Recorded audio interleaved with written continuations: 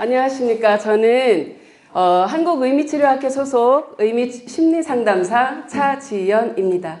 제가 오늘 여러분과 함께 나눌 이야기는 나와 친하게 지내기입니다. 자, 제 얘기를 잠깐 하겠습니다. 저는 한때 소위 아주 잘 나가던 학원 영어 강사였습니다. 주 7회 하루 평균 8에서 10시간 정도 꼬박 강의만 하면서 그래서 돈도 좀 많이 벌었겠죠? 그러고 살던 저는 어느 날 뒤늦게 결혼을 하고 또 아이를 낳으면서 하던 일을 다 접고 또 새로운 곳으로 이사 가서 오로지 육아만 하면서 시간을 보냈습니다.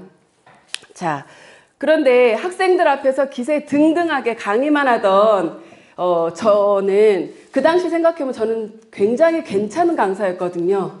자존감이 높았던 시기였어요. 그런데 어느 날 문득 보니까 삶에 지친 그냥 엄마가 되어 있더라고요. 저는 아이가 셋입니다. 첫째 낳고 육아는 글로 배웠고 좀 수월했어요. 둘째 낳고는 살짝 버겁더라고요. 그런데 셋째를 낳고는 아주 전쟁이 따로 없는 날들이었습니다. 남들 보기에는 아이를 잘 키우는 것처럼 보이지만 저는 사실 가정 내에서는 정말 전혀 다른 사람이었어요. 육아의 고단함과 아이들에 대해서 한 행동에 대한 죄책감, 또 남편과의 갈등 등으로 인해서 하루하루 병들어 가다가 나쁜 생각을 여러 번 할 정도로 우울이 심해지기 시작했습니다. 그러다가 암 진단까지 받게 되고 정말 힘든 시기를 많이 겪었던 것 같아요. 어느 순간 도저히 안 되겠다 싶어서 신경정신과에 가서 약도 받아 먹고 또 상담도 병행하게 되었습니다.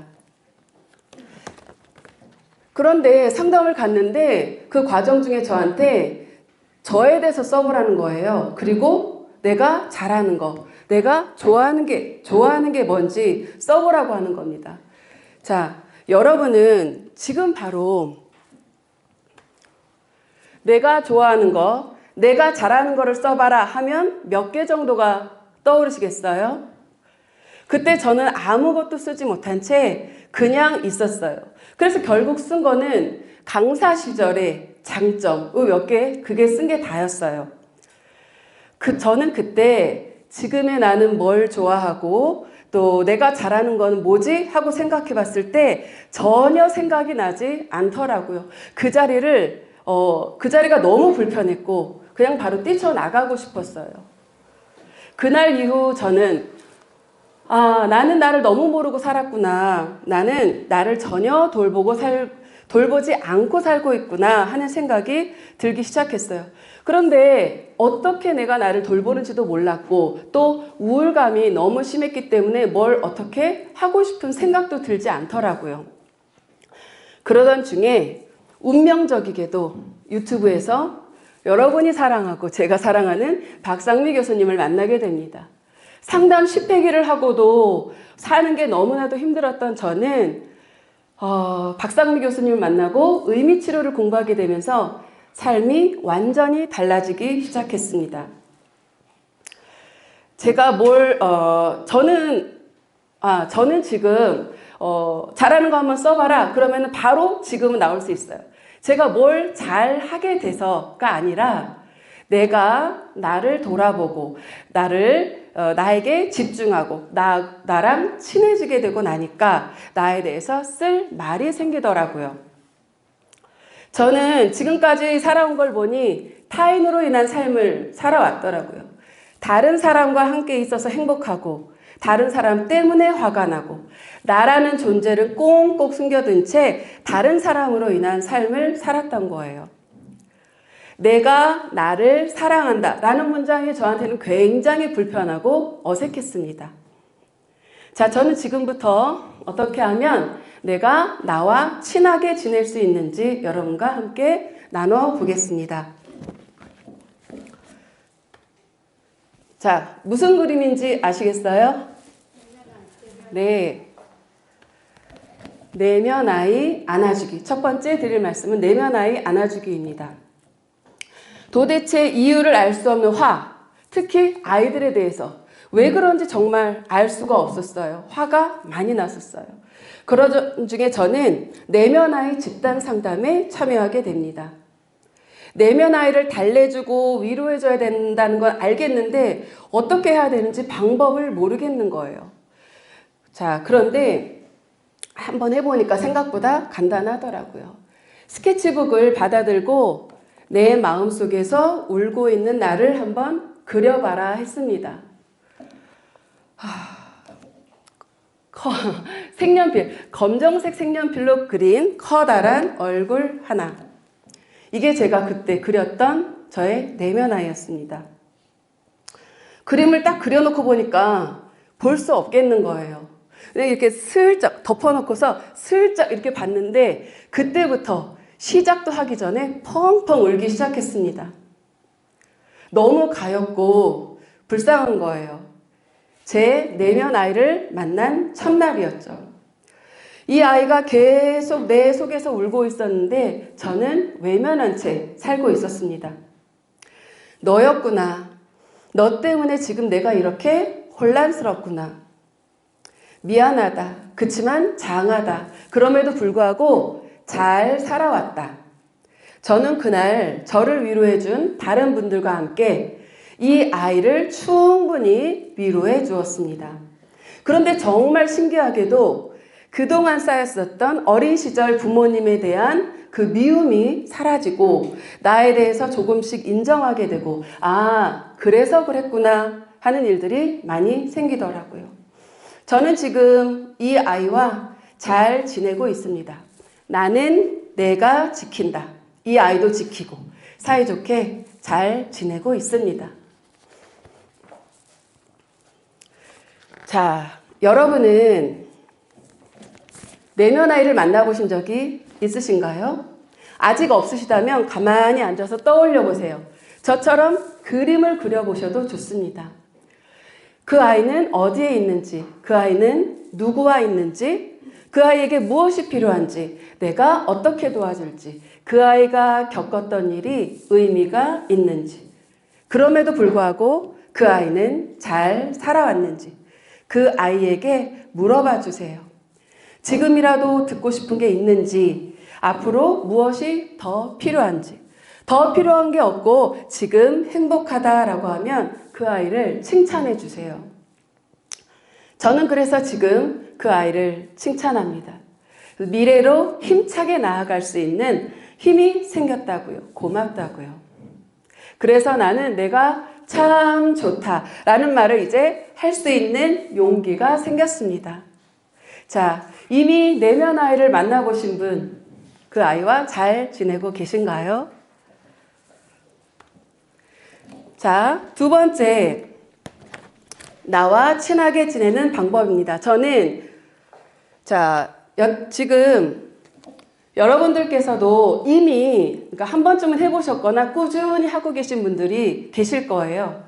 감사일기, 칭찬일기 쓰기입니다. 저는 감사일기, 칭찬일기를 쓰면서 나를 돌아보는 시간을 제일 많이 가졌던 것 같아요. 여러분, 감사하는 마음을 가지면 우리 몸에서 어떤 호르몬이 나온다고 했죠? 네, 나의 사랑, 세로토닌, 사랑의 호르몬, 옥시토신, 그 다음에 즐거움의 호르몬, 도파민. 네, 그리고 스트레스 수치를 낮춰주는 코르티솔의 분비를, 스트레스를 유발하는 코르티솔의 수치를 낮춰준다고 합니다. 이렇게 되면 긍정적인 사고를 하게 되고 또 기쁘고 행복한 일이 많아지게 되고 그러면 나에 대한, 내 삶에 대한 만족도가 높아지게 되겠죠. 매사에 긍정적인 사람의 주어는 항상 나 자신입니다. 네. 자, 그리고 칭찬일기. 저는 칭찬일기 쓰는 게 처음에 정말 힘들었어요. 내가 나한테 글로 쓰는데도 잘했다, 널 칭찬해 이런 말 쓰는 게 저에게 너무 힘들더라고요. 그런데 이 칭찬일기를 쓰면서 자신감도 생기고 그리고 다른 사람이 저를 칭찬해 주는 것을 이제 받아들이게 되더라고요. 결국엔 나는 괜찮은 사람이구나 라고 인정하게 되고요. 그래서 자, 저는 감사 칭찬 일기를 딸아이랑 교환한 적이 있어요. 제 딸아이가 지금은 4학년이고 이거는 3학년 3월 첫 학기에 했던 건데 한번 보여드릴게요. 포스트잇에다가 간단하게 적어서 서로 약속된 장소에 붙이고 잠자리에 들기입니다. 제가 그 중에 몇 개만 가지고 왔는데 몇 개 읽어드릴게요. 조금 귀여운 게 있어서. 엄마 꼭 박상미 교수님이랑 딴 선생님들이랑 할 때 시험 잘 봐가지고 2급, 1급 따서 상담사 되세요. 엄마 유리가 응원할게요. 자, 이런 말을 붙여서 줬고요. 그 다음 엄마 오늘도 재밌게 책을 읽어주셔서 고맙습니다. 엄마께 수영 제가 끝날 때까지 기다려주셔서 고맙습니다. 유라 국어시험 100점 맞은 거 잘했어. 대단해. 뭐 이런 것들이에요. 그리고 이거는 이쪽 편은 딸이 저한테 보낸 포스트잇이고요. 이쪽은 또 제가 보낸 거예요. 유라, 채아 목욕시켜줘서 고마워. 엄마 공부 도와줘서 고마워. 커피 타준 것 고마워. 유라, 오늘 휘 영어 가방 가져다줘서 고마워. 사랑해. 아주 사소한 것들로 감사와 칭찬을 전했습니다.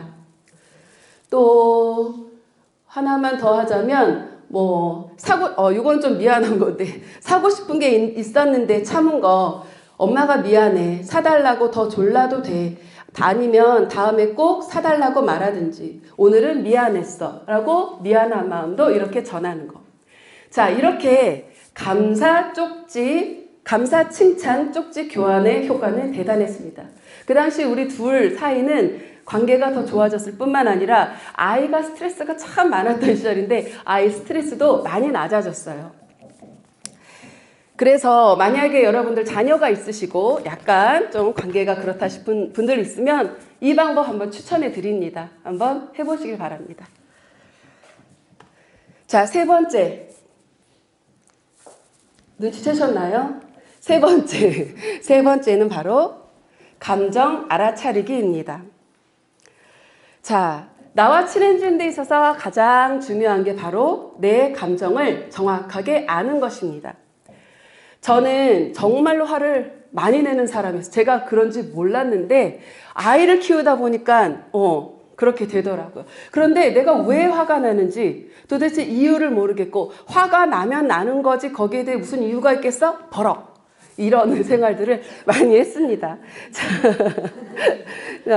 자, 그런데 내가 언제 왜 화가 나는지 나에게 집중하는 시간을 갖게 되니까 이게 섭섭함이었구나, 속상함이었구나, 서운함이었구나 이걸 알게 되더라고요.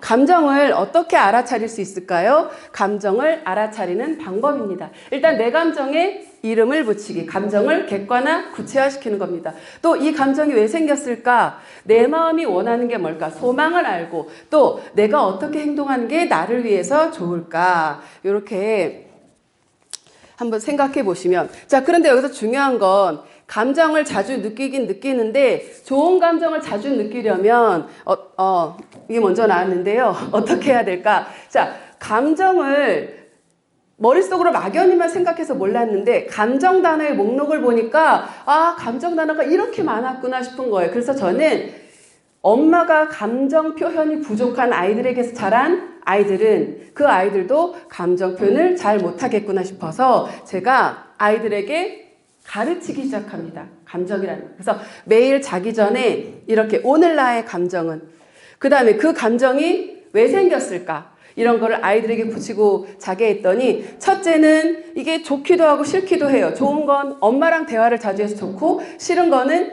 자기 전에 치러야 할 의식이 많은데 이것까지 해야 되니까 너무 귀찮고 둘째는 초등학교 2학년 아들인데 아무 생각이 없어요. 그냥 해. 근데 또 안 하지도 않아요. 막내 7살짜리 아이는 언니 오빠가 하니까 놀이처럼 하더라고요. 이것을. 그래서 이것도 우리 자녀분들이나 혹은 배우자 분들과 함께 하루하루가 어려우면 한 주에 그 주에 있었던 감정들에 대해서 서로 이야기 나눠보고 그리고 감정 카드를 이용해서 하면은 서로 우리 가족과의 관계도 좋아지게 될 것입니다. 자, 시간 관계상 마무리하겠습니다. 자, 다시 한번 정리해 보겠습니다. 제가 제안하는 나와 친해지는 방법 첫 번째, 내면아이 안아주기. 미안해, 고마워, 함께 가자. 두 번째, 감사, 칭찬 일기 쓰기. 감사합니다. 너를 칭찬해. 세 번째, 감정 알아차리기. 이 감정이 왜 생겼을까? 내 마음이 원하는 게 뭘까? 그리고 긍정의 단어를, 좋은 감정을 느끼도록 긍정의 단어를 자주 말해주기입니다. 여러분은 여러분 자신과 친하게 잘 지내고 계십니까? 자, 이제부터 여러분 스스로에게 가장 멋진 친구가 되어주셨으면 좋겠습니다. 마칩니다. 감사합니다.